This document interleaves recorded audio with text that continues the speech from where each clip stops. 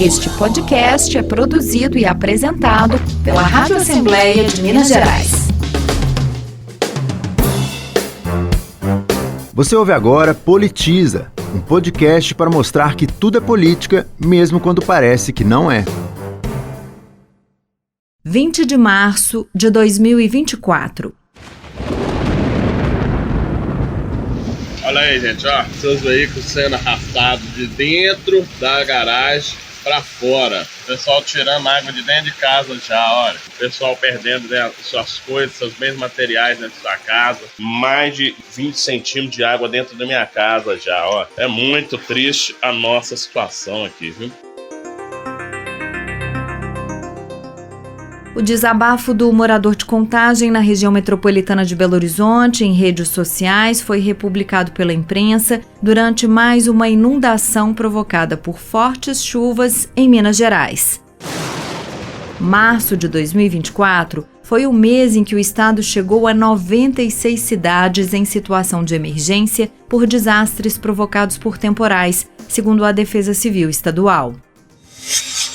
São cidades espalhadas por todo o território mineiro que foram afetadas por vendavais, tempestades de granizo, enxurradas e precipitações intensas.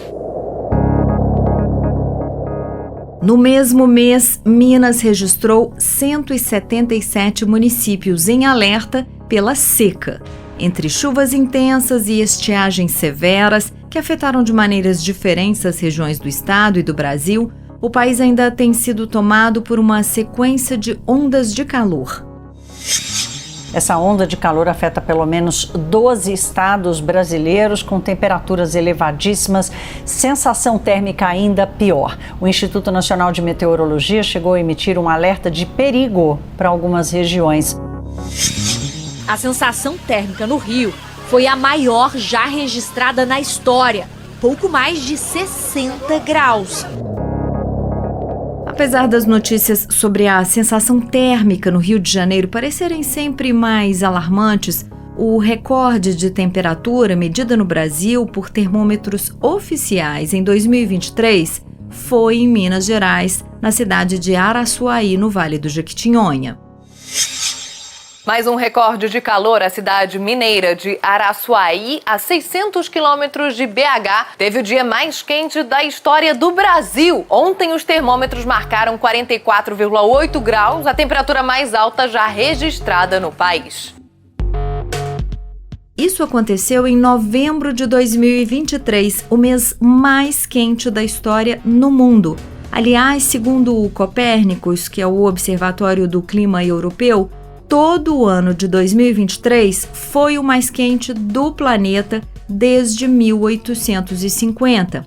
A temperatura global chegou a 14,98 graus, maior do que o período pré-industrial.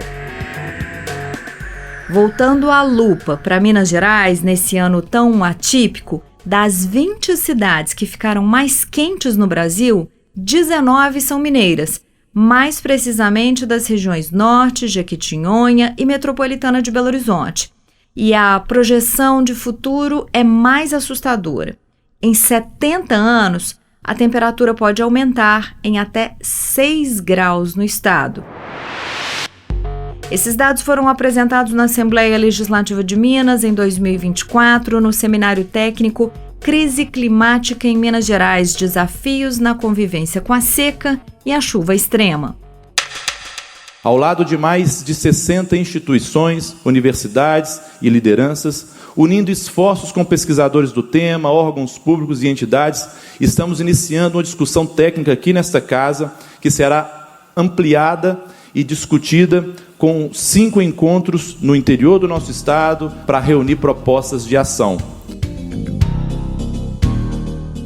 O que o presidente da Assembleia, deputado Tadeu Martins Leite, do MDB, detalhou é um esforço para entender o que está acontecendo no nosso estado, como os fenômenos que afetam os países de maneira global são influenciados por características locais e o que podemos fazer para melhorar previsões sombrias de futuro.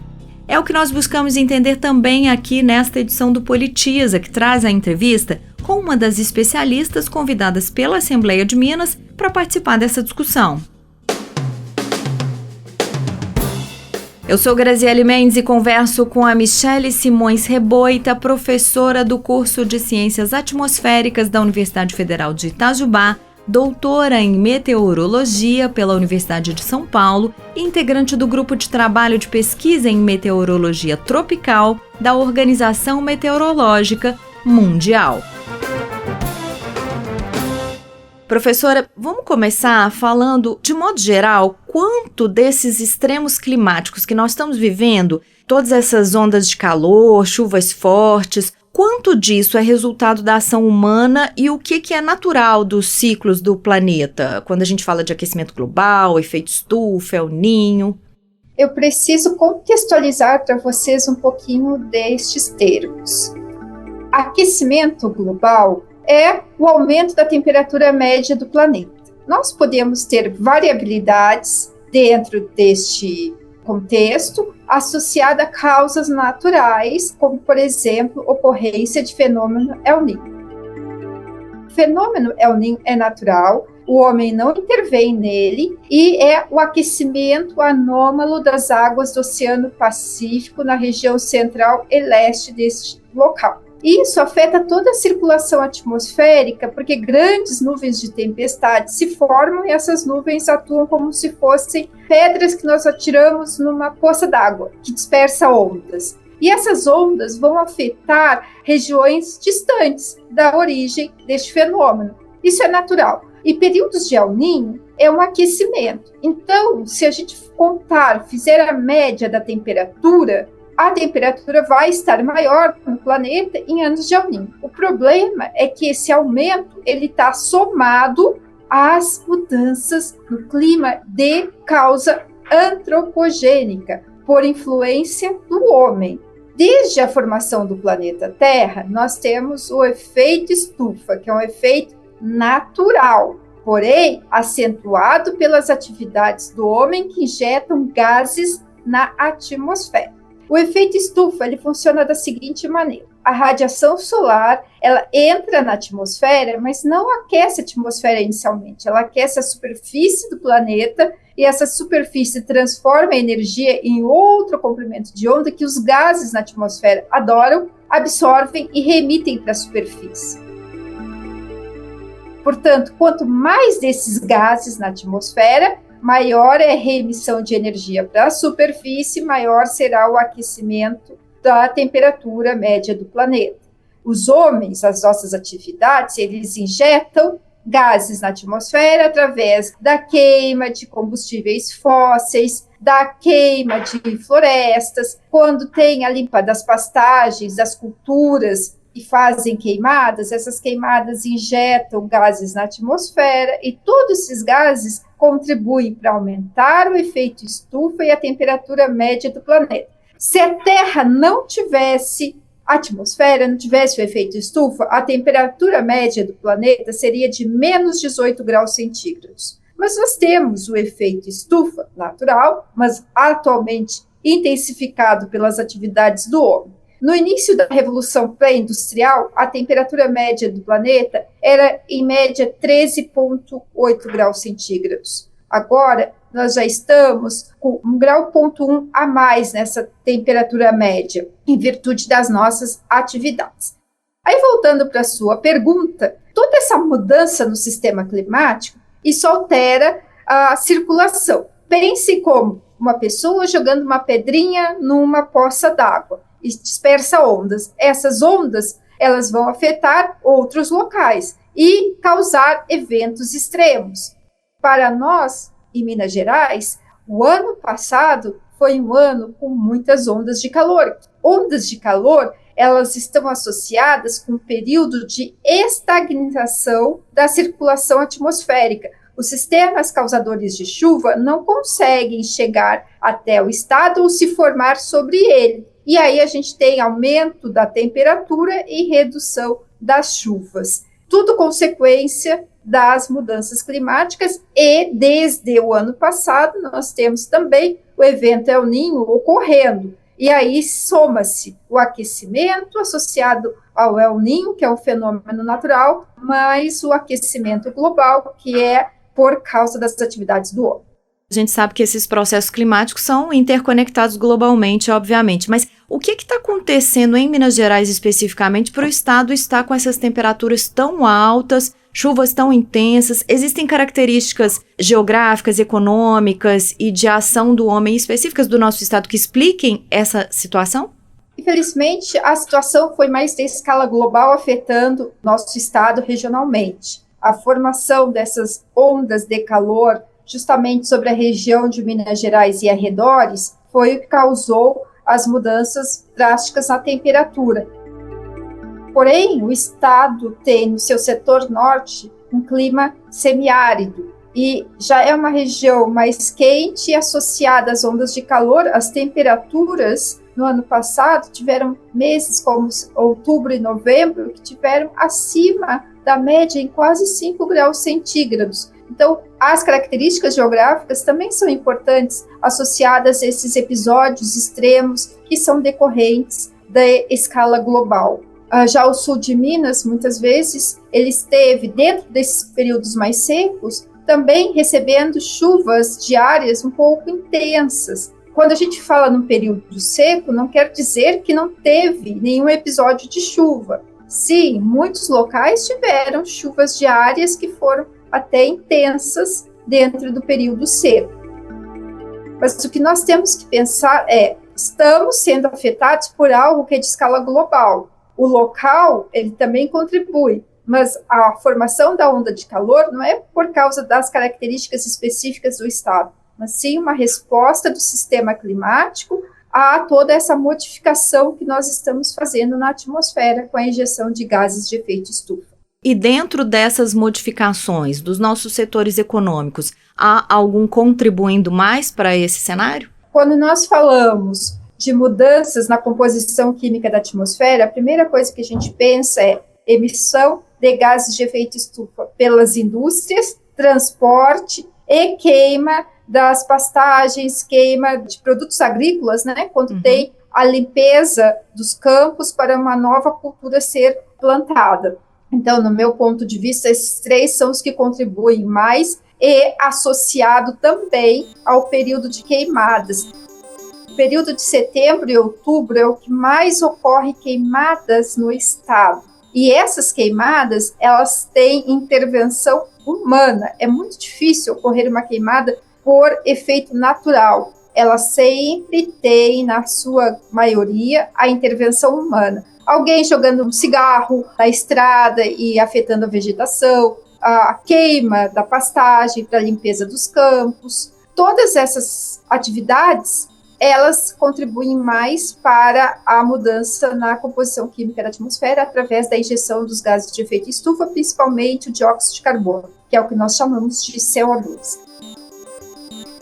Somos também um estado profundamente minerador, né? O quanto a mineração contribui para esse cenário, professora?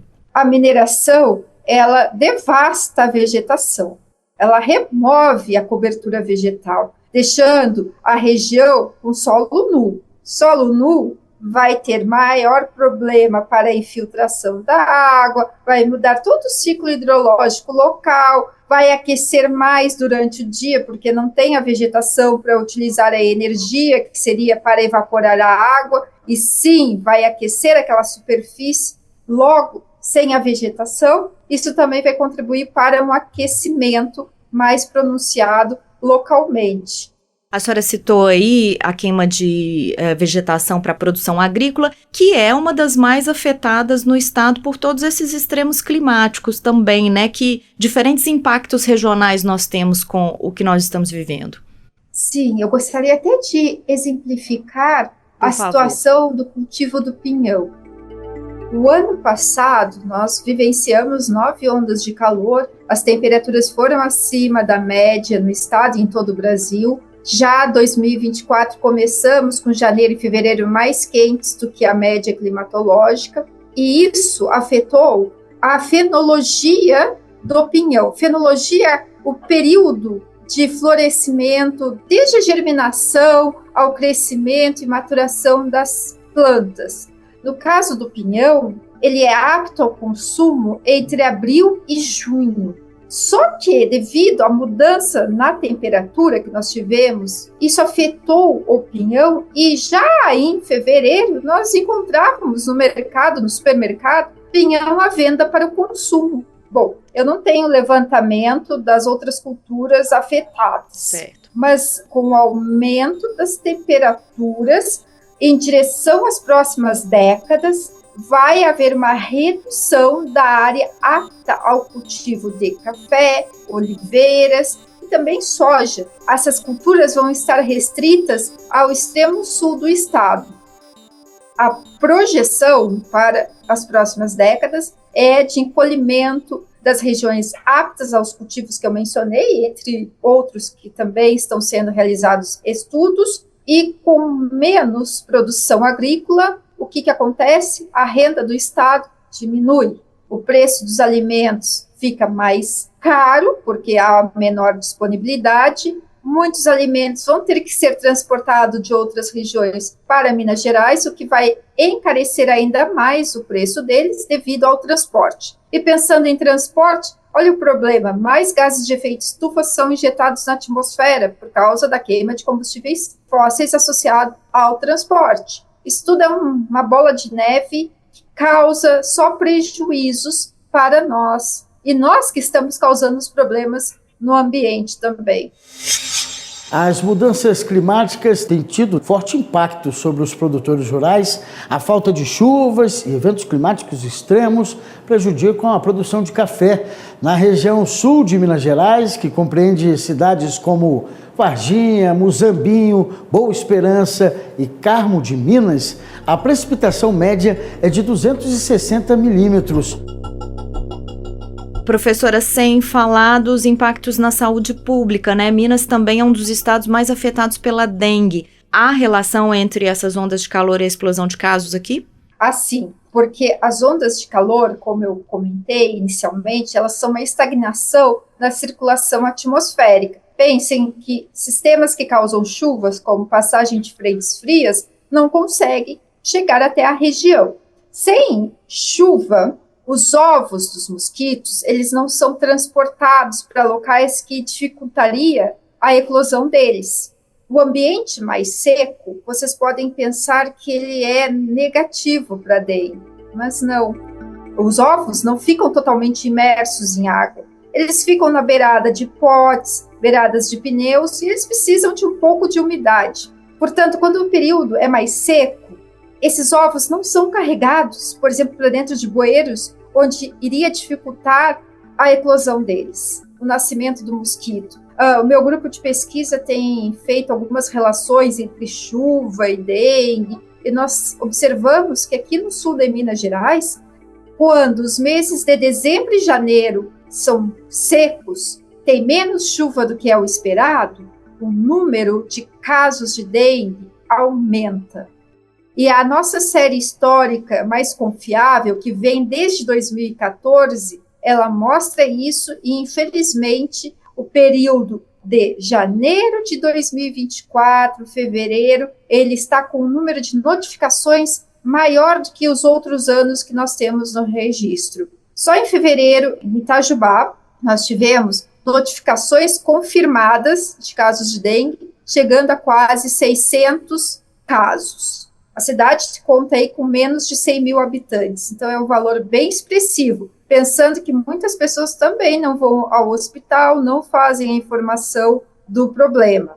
A temperatura, ela é importante também para os mosquitos? Sim, mas no caso de ter aumentado, não foi o principal fator, porque os mosquitos sobrevivem num limiar de temperatura que é bem grande. Acima de 12, 13 graus, eles já estão aptos a sobreviverem até temperaturas chegando a casa de 28 ou um pouco mais. E as temperaturas estiveram dentro dessas faixas, portanto, o fator principal é a chuva.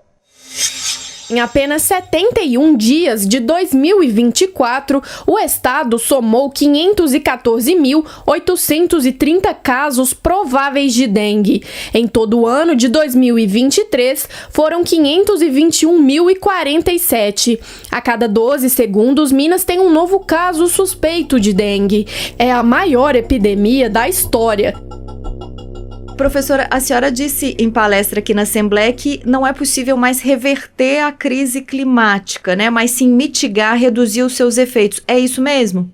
Sim, infelizmente, nós não podemos parar com o aquecimento global, porque os gases que nós injetamos na atmosfera, eles têm um longo tempo de vida. Se nós emitirmos hoje uma quantidade de CO2, esse CO2 vai permanecer por 100, 200 anos na atmosfera.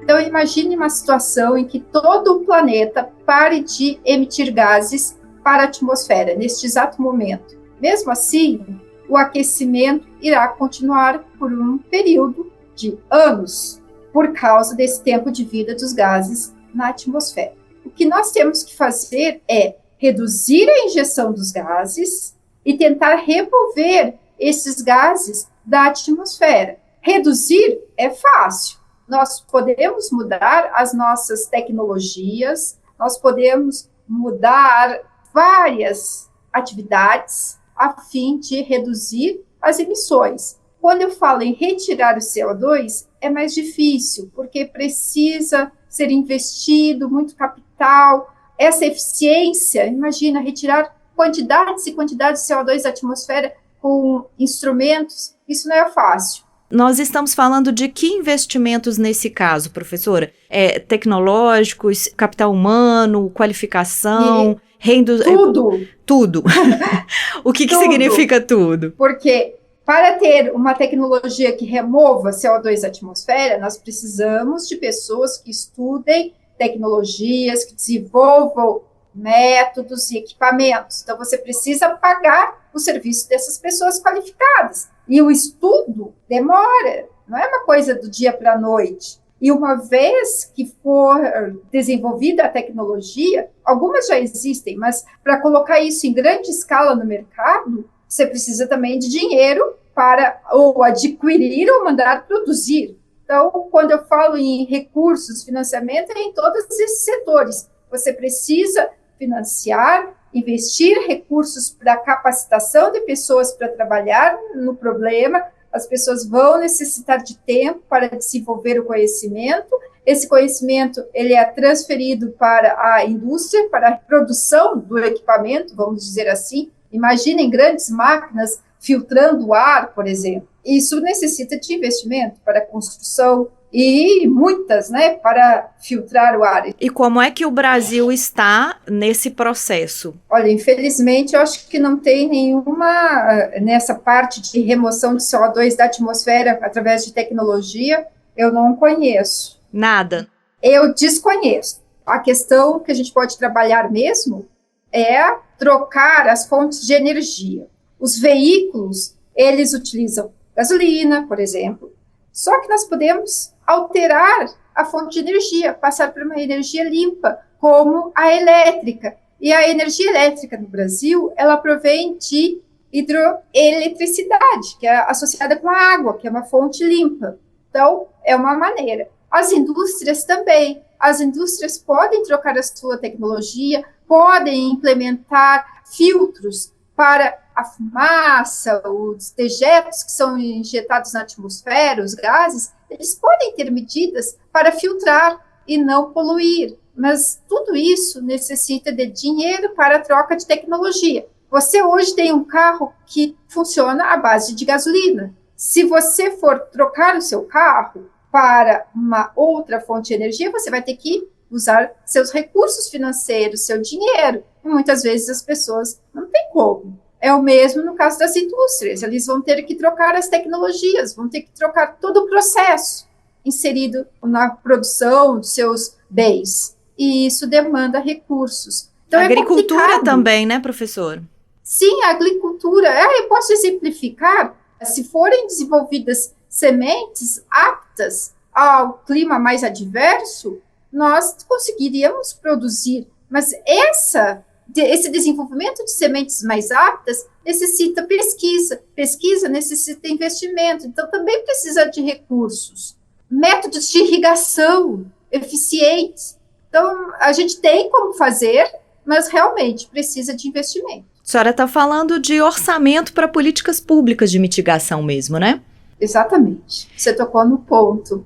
não tem como não ter um investimento público para essas alterações no sistema energético. Eu acho que, como eu disse, transporte, indústria e agricultura, eles são os 3 pilares que nós temos que atuar num primeiro momento para a redução das emissões na atmosfera.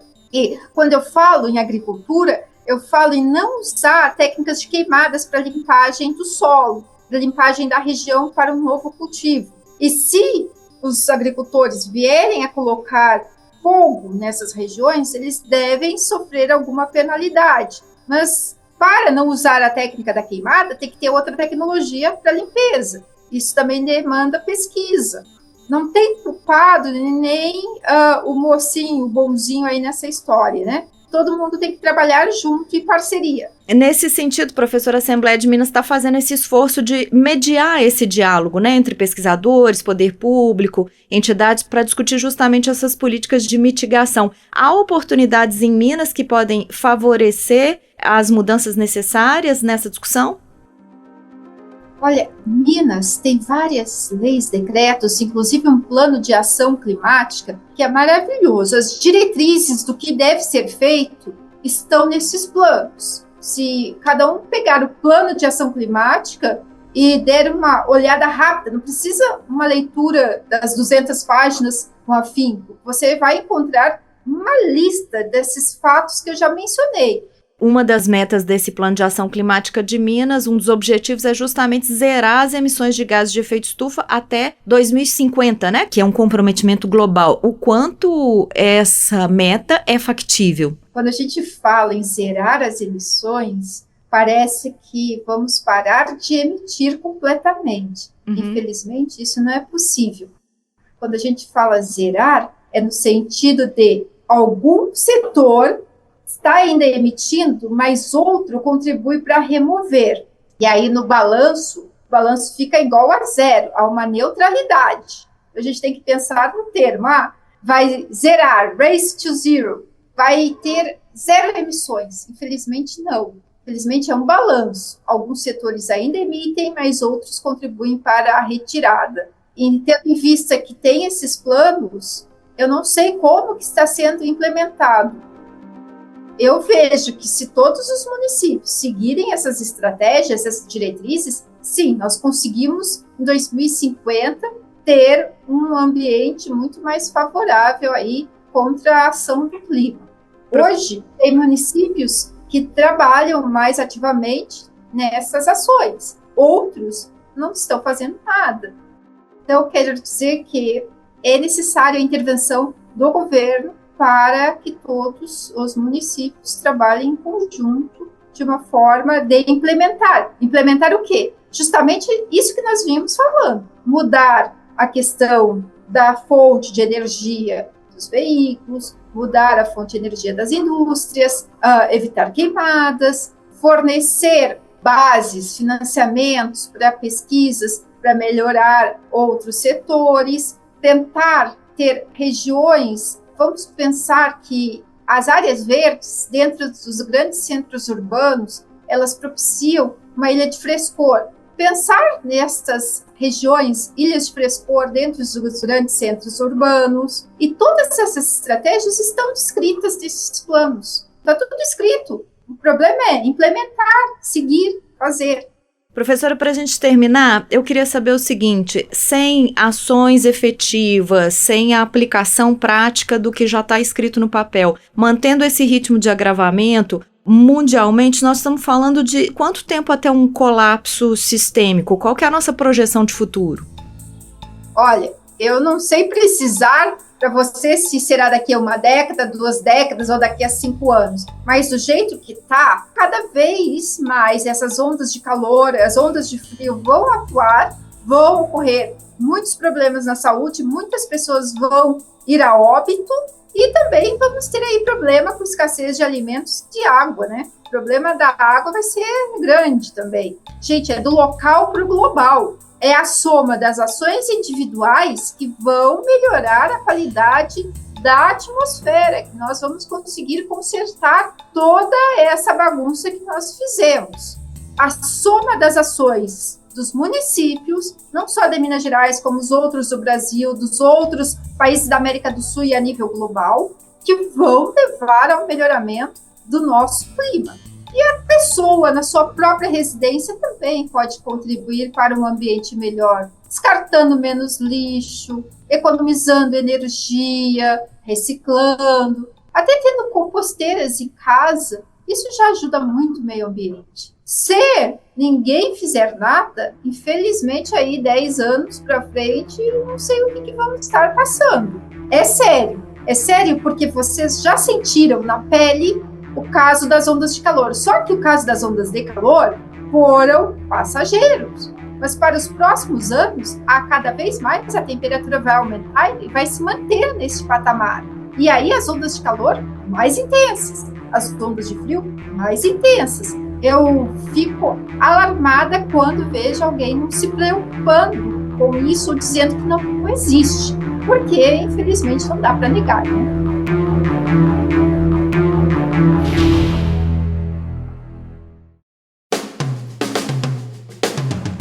Você ouviu mais uma edição do Politiza, além da entrevista com a professora de Ciências Atmosféricas de Itajubá, Michele Simões Reboita, doutora em Meteorologia pela Universidade de São Paulo. Nós ouvimos também trechos de vídeos publicados pelas TVs Cultura, CNN, Band, Record e ainda pelo canal AgroMais e pelo portal O Tempo. Eu sou Graziele Mendes, fiz pesquisa, roteiro e apresentação, além de produção com a colaboração de Isabela de Carvalho, trabalhos técnicos de Luciano Moraes e Clifford Dutra, edição e coordenação geral de Rosângela Rabelo, identidade visual de Clarice Maia. Todos os episódios do Politiza estão na página da Rádio Assembleia, lmg.gov.br/rádio. Você também encontra o nosso podcast no seu tocador preferido. O Politiza está no Spotify, Deezer, Google, Apple, Amazon Podcasts, Anchor, Radio Public e outras plataformas digitais. Este podcast é produzido e apresentado pela Rádio Assembleia de Minas Gerais.